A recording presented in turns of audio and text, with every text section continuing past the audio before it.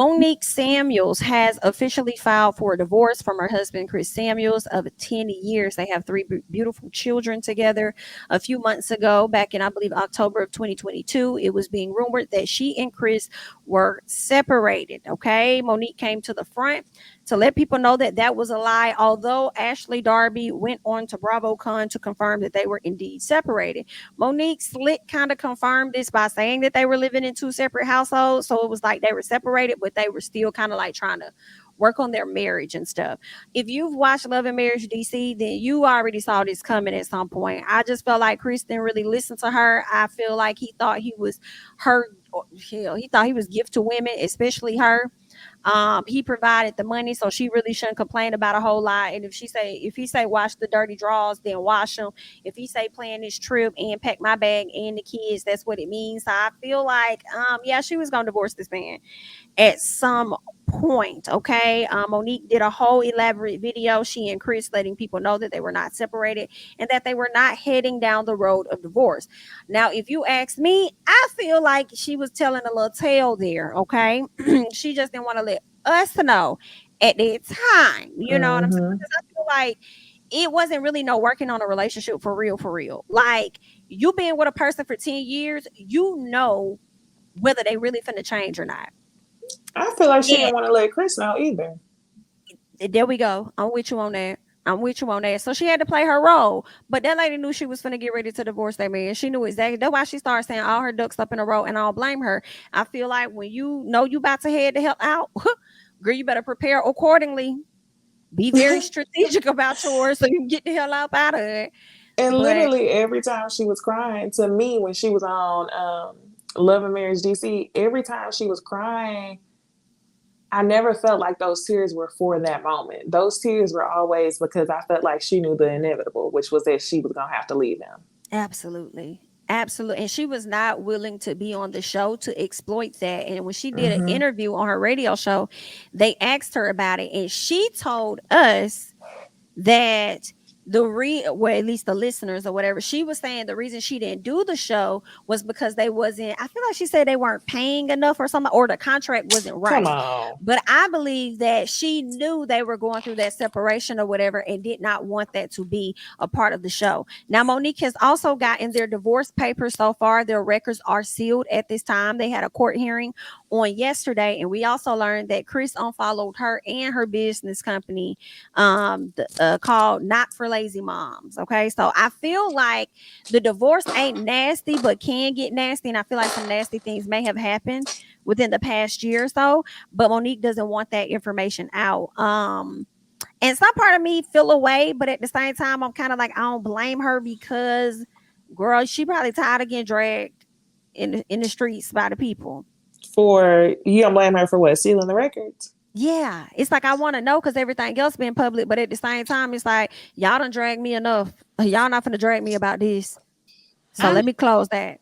to me, she's the like when you want to talk about protect. It's crazy to me how you get mad when somebody not protecting a damn, abuser, but when somebody trying to protect a private moment that they're going through in their life, everybody like, oh, bitch, you fake. And it's like, but in real life, most people, if I'm going through a divorce and I don't want to make it worse, I might get off a reality show because I don't want to show people what I'm going through.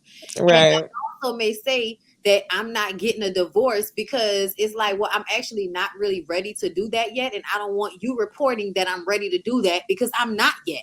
It may be on my mind. I might be looking into it. I might have went and talked to a lawyer, but it doesn't mean that I now want that to be public knowledge. And I feel like people can call that, like, Gwen says control issues and all of that. But I feel like in real life, a lot of people are able to keep their shit under wraps for a lot longer until they wrap their head around it. But when you somebody like Monique and them, when motherfuckers is down to the courthouse looking for your name to pop up, you can't even, you know what I'm saying? Like, I think navigate it yourself before the public finds out. And I feel like it probably was a lot about, we haven't talked to the kids yet. We want time to prepare them for this. And we just now deciding that we want to do this. No, we don't want everybody in our family to know about it yet. I think that was probably more of her apprehension about talking about it. But I also feel like most women kind of go through this awakening in their 30s. And it's just a matter of time, depending on your situation, the awakening that you're going to go through. And I think that she went through the awakening that a lot of us go through. We are socialized to take care of our men, especially if you find one that is a good man in whatever Savannah girl respect, whether it's money or he treats you well, he don't cheat, child, whatever it is. You are supposed to do all of the things that are required of you to keep that good man. And that shit is tiring. And at first you think you can do it because that's what everybody's been telling you that you should do. And that, is your role. But I think that, this generation of women, as we got older, we was just like, this is not it. This ain't it. And I don't think, this is my thing. People always act like she was only with him to begin with because of the money. And I don't agree with that. I don't think that. I really do think that she liked him. Like, I don't think Chris is a bad looking guy. I think he's a nice looking guy. He seems sweet. He had money. He, doted on her in certain ways. But ultimately, as years go on and you're not engaging in a relationship, you're just relying on the fact that you pay the bills. You're not really making any effort. It gets boring, tiring, and you get over it. So if you're not going to work with me, you still going to keep your same attitude that because you make the money, you don't need to try harder or grow with me, then we're just going to grow apart. Like, that's all it is. I think you said that. I agree. Anything else? I have nothing else. But good luck. Good luck. It's for both of them. You know what I mean? Because it doesn't mean that, anybody's a villain. It just means that two people are no longer compatible after 10 years of marriage and 3 kids. And that happens. I'm just shocked he unfollowed her. I'm not shocked by any of this, the divorce or any. I'm not shocked. I'm just shocked he unfollowed her. I didn't know he unfollowed her. Her and her business.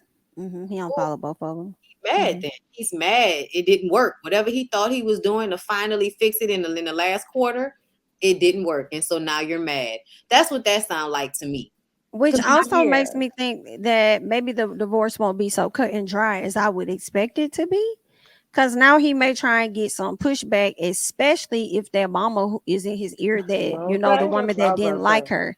Mm-hmm. So, and he not happy about this. They might have a real cut and dry situation. 10 years, 3 kids. It ain't really much he can withhold from her at this point. I did hear that. I heard that in that area you get half, but IDK, because we don't know if she signed this, and I don't know. Maybe that's why Ashley's still hanging on to Michael, saying she married for a few more years. I completely forgot that she hasn't gotten a divorce yet. But Ashley gonna sign. Ashley signed. She signed a post-nup too. So I don't know what Ashley probably not gonna get the same deal. I feel like Chris probably never thought that they were going to get a divorce. Like, I feel like for the longest, when they came to us talking about, I still got my ring on, we're still married, we're just going through separation therapy. When they came to us with that, I felt like that was Monique playing us and playing Chris, which is why I think he unfollowed her. Still following. What'd you say? She's still following him. Somebody asked if she was still following him, and she is.